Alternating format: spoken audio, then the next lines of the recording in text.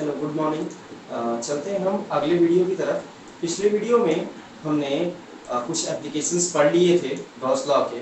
अब दो एप्लीकेशन और बचे हैं, जिनमें से आज एक एक आज हम ख़त्म कर लेंगे और एक अगले वीडियो में ख़त्म कर लेंगे और हमारा ये चैप्टर भी कंप्लीट हो जाएगा। ठीक है, तो चलिए बढ़ते हैं अपने टॉपिक की तरफ। अपना टॉपिक हमने हेडिंग में लिख रखा है यहाँ पहले ही, इसको मैं एक बार पढ़ दे रहा हूँ। ठीक है, दो विपरीत आवेशित प्लेटों के बीच तथा बाहर विद्युत क्षेत्र की तीव्रता। इंग्लिश में कहें तो electric field intensity between and outside the oppositely charge plates. ठीक है, मतलब हेडिंग हमको क्या बताना चाह रहा है। देखिए, कोई भी जो फिगर है, जो फिगर हम बनाएंगे वो हेडिंग के अकॉर्डिंग ही बनाएंगे। हमको करना क्या है वो हमको हेडिंग से ही पता चलेगा। तो हमको क्या करना है, सबसे पहले हमारे पास दो प्लेट्स होनी चाहिए, तो हम पहले दो प्लेट बना लेते हैं। ठीक है, एक प्लेट हमारी क्या हो गई, ये हो गई, और एक प्लेट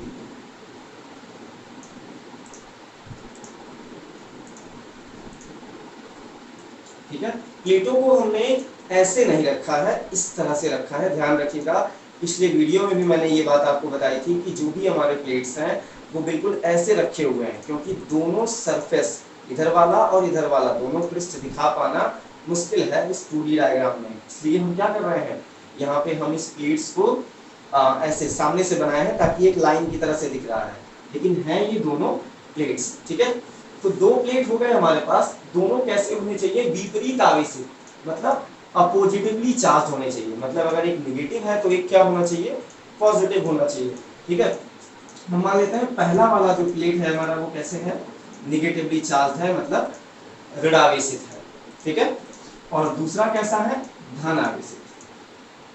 विपरीत, अपोजिट चाहिए हमको, तो एक माइनस होगा तो एक प्लस होगा।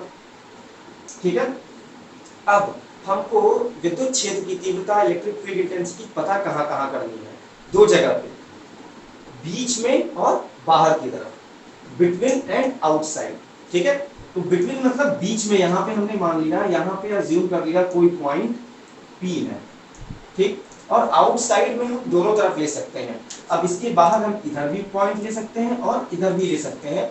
दोनों तरफ वैल्यू क्या आएगी, सेम आएगी। तो हम किसी एक तरफ करके इसको चेक कर लेते हैं, बस हमारा काम हो जाएगा। तो हम राइट साइड लेके कर लेते हैं। ठीक है, हमने मान लिया यहाँ आउटसाइड में एक पॉइंट क्या है, Q है। ठीक, अब आपको थियरी कैसे लिखनी है, हमारे पास दो प्लेट्स हैं। ठीक है, और दोनों प्लेट्स में क्या है, इनका जो सरफेस चार्ज डेंसिटी, मतलब पृष्ठ आवेश घनत्व है, वो क्या है, सिग्मा है। हमने इन दोनों को Q चार्ज दिया, इक्वल Q चार्ज दिया हुआ है, जो इसके हर एक पॉइंट पर, हर एक बिंदु पर बराबर रूप से डिस्ट्रीब्यूट हुआ है, वितरित हुआ है। ठीक है, अब हम पहले केस में चलते हैं, पहले केस की तरफ, जब हमको क्या करना है, इलेक्ट्रिक फील्ड स्पीड पॉइंट पर निकालना है, जो बीच में निकालना है।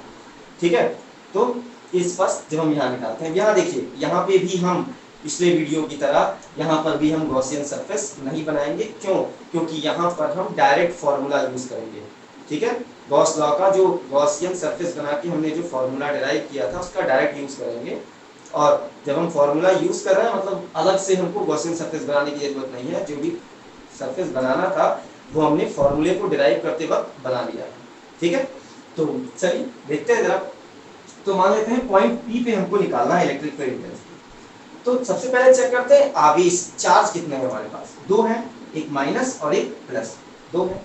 ये दोनों क्या करेंगे, अपना अलग अलग इलेक्ट्रिक फील्ड, विद्युत क्षेत्र की तीव्रता, विद्युत क्षेत्र उत्पन्न करेंगे, अलग अलग इलेक्ट्रिक फील्ड जनरेट करेंगे। लेकिन हमको इस पॉइंट पे एक ही तो इलेक्ट्रिक फील्ड चाहिए, टोटल एक ही इलेक्ट्रिक फील्ड आएगी। और इलेक्ट्रिक फील्ड मिल कितनी रही है, दो, एक इसकी वजह से और एक इसके वजह से। ठीक है, तो हम क्या करेंगे, सेम काम जो हमने पहले कर रखा है, हम क्या करेंगे, दोनों प्लेट्स की वजह से इलेक्ट्रिक फील्ड की वैल्यू यहाँ पे पता करेंगे और फिर दोनों का डायरेक्शन देख के उनको ऐड या सब्ट्रैक्ट कर लेंगे, वेक्टर एडिशन मतलब सदिश योग के नियम से। ठीक है, तो चलिए देख लेते हैं। तो मान लिया कि पहले वाले प्लेट के कारण, ये लाइन आपको लिख लेनी है। ठीक है, मैं यहाँ बोर्ड पे पूरा लिख नहीं रहा हूँ क्योंकि वीडियो बड़ा हो जाता है, फिर आप लोग परेशान होते हैं, इसलिए यहाँ पूरा लिख नहीं रहा हूँ। आप इसके बाद एक लाइन लिख लीजिएगा कि माइनस प्लेट के कारण बिंदु P पर विद्युत क्षेत्र की तीव्रता। इंग्लिश में आप लिख सकते हैं electric field intensity at point P due to negatively charge plate. ठीक है, तो अगर वो E1 हो तो E1 कितना होगा? E1 होगा सिग्मा अपॉन 2 एप्सिलॉन होगा। ठीक है, अच्छा, और इसी तरह अगर सिमिलरली हम देखें फॉर, ऐसे यहाँ लिख देते हैं, एक लाइन लिख ही देता हूँ थोड़ा सा, पहले प्लेट के कारण बहुत लोग कंफ्यूज है, पहले प्लेट के कारण फॉर फर्स्ट प्लेट। ठीक है, इसको हम प्लेट मान लेते हैं 1, इसको मान लेते हैं 2। ठीक है, तो जो E1 होगा हमारा वो क्या हो जाएगा? Sigma upon 2 epsilon not. इसको इक्वेशन हम बना सकते हैं, ये हमने पहले इसकी प्रूविंग कर रखी है, इसीलिए हम डायरेक्ट फॉर्मूला यूज कर रहे हैं। ठीक है, सिमिलरली इसी प्रकार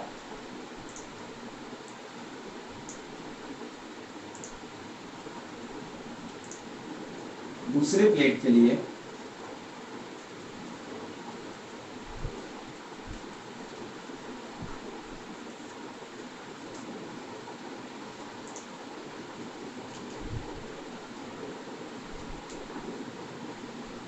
सेकेंड प्लेट के लिए अगर बात करें पॉइंट P पर, तो हम क्या करेंगे? ठीक है, जो E2 होगा वो क्या हो जाएगा हमारा? E2 हो जाएगा सिग्मा अपॉन 2 एप्सिलॉन।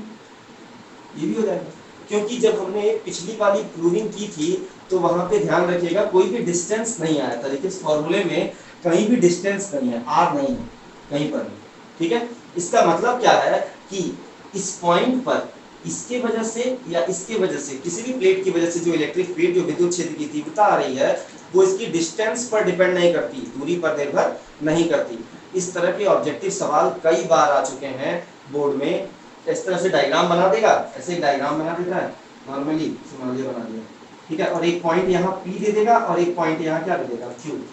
ठीक है, और बोलेगा कि यहाँ से यहाँ तक की डिस्टेंस कितनी है? 2 सेंटीमीटर, और यहाँ से Q तक की डिस्टेंस कितनी है?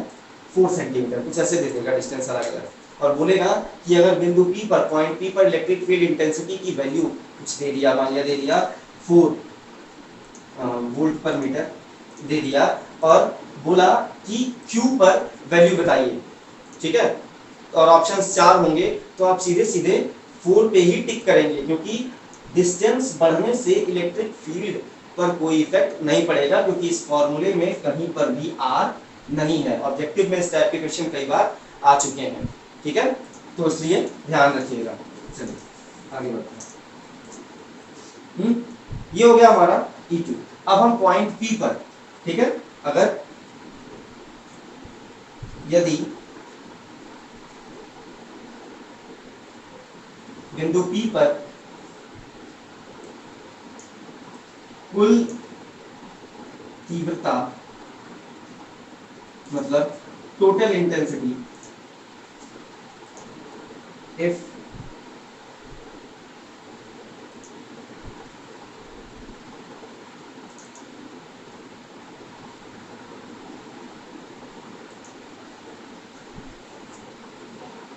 कैपिटल E हो, तो E या EP मान लेते हैं इसको, ताकि अंतर करने में दिक्कत नहीं हो।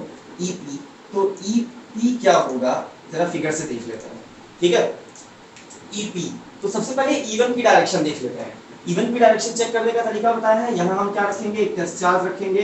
टेस्ट चार्ज हमेशा पॉजिटिव होता है। अब देखिए, ये माइनस है, ये प्लस है, दोनों के बीच फोर्स, बल कैसा लगेगा? आकर्षण, अट्रैक्शन फोर्स, मतलब इस पे फोर्स इधर की तरफ लगेगा, मतलब इलेक्ट्रिक फील्ड भी किधर होगी? इधर। ठीक है, और दूसरे वाले के लिए चेक कर लेते हैं। इस पे प्लस चार्ज है और यहाँ भी प्लस चार्ज है, तो दोनों के बीच में फोर्स कैसा लगेगा? रिपल्सन, मतलब ये इसको क्या करेगा? धक्का देगा, प्रतिकर्षित करेगा, मतलब इसके वजह से इसमें जो फोर्स लगेगा वो भी बाहर की तरफ लगेगा, मतलब इलेक्ट्रिक फील्ड भी क्या होगा? फोर्स की डायरेक्शन में ही, बाहर की तरफ ही लगेगा। तो E2 भी क्या होगा? सेम डायरेक्शन में। ठीक है, तो अगर इस पॉइंट में E1 और E2 देखिए दोनों सेम डायरेक्शन में एक ही तरफ जा रहे हैं, तो E क्या होगा? E दोनों का सम होगा, E = E1 + E2 लगा लेते हैं। तो E1 + E2 वैल्यू रख देते हैं, ये हो जाएगा हमारा sigma upon epsilon not plus sigma upon 2 epsilon not और सिग्मा अपॉन 2 एप्सिलॉन नॉट, दोनों को ऐड कर देंगे तो ये हो जाएगा 2 सिग्मा अपॉन 2 एप्सिलॉन नॉट। 2 से 2 कैंसिल हो जाएगा तो E ऑफ P की वैल्यू कितनी मिल जाएगी, sigma upon sigma upon epsilon not. ठीक है, एक पार्ट यहाँ पे इसका खत्म हो जाता है। हम अब डिस्कस करेंगे पॉइंट Q पर इलेक्ट्रिक फील्ड के बारे में। ठीक है,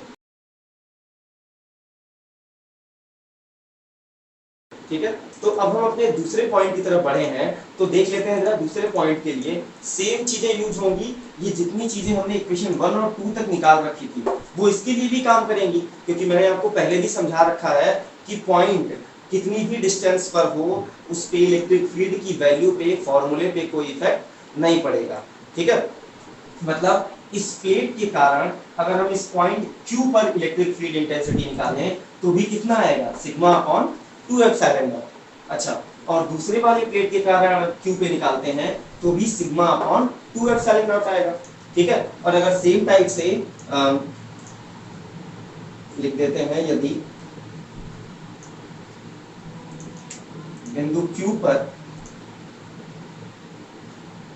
तीव्रता EQ हो, हिंदी में इंग्लिश में लिख देते हैं, इफ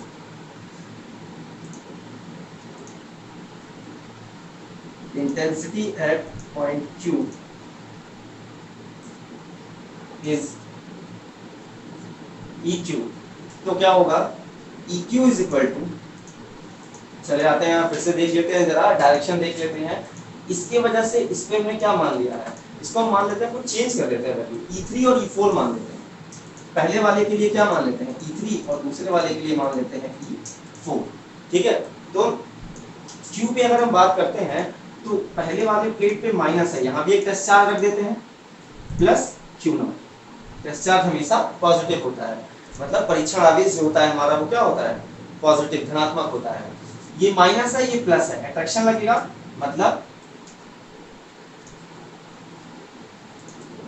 E3 किधर होगा, इधर, जिधर बल लगता है, जिधर फोर्स होता है उधर ही विद्युत क्षेत्र की तीव्रता इलेक्ट्रिक फील्ड इंटेंसिटी होती है। अच्छा, अब इस वाले प्लेट की वजह से देख लेते हैं, ये प्लस है, ये प्लस है, तो ये क्या करेगा, इसको रिपेल करेगा, मतलब प्रतिकर्षित करेगा, तो बल बाहर की तरफ लगेगा, तो विद्युत क्षेत्र की तीव्रता भी क्या होगी, बाहर की तरफ। ठीक है, अब अगर हम यहाँ पे EQ निकालें तो EQ क्या होगा, E3 माइनस E4 या E4 माइनस E3, एक ही बात है, दोनों अपोजिट है, तो हम क्या करेंगे, सब्ट्रैक्ट कर देंगे। तो सब्ट्रैक्ट करेंगे, जरा वैल्यू पुट करते हैं E3 E4 की, sigma upon 2 epsilon not minus sigma upon 2 epsilon not, ये इक्वल है, सब्ट्रैक्ट होंगे तो EQ की वैल्यू कितनी आ जाएगी, 0। ठीक है, मतलब यहाँ से हमको पता चल गया कि अगर दो अचालक प्लेट है, दो नॉन कंडक्टिंग प्लेट्स हैं, और उसके बाहर इलेक्ट्रिक फील्ड इंटेंसिटी हम फाइंड कर रहे हैं, तो क्या होगा, उसकी वैल्यू क्या आएगी, हमारी 0 आएगी। ठीक है, ध्यान से एक बार देख लीजिएगा।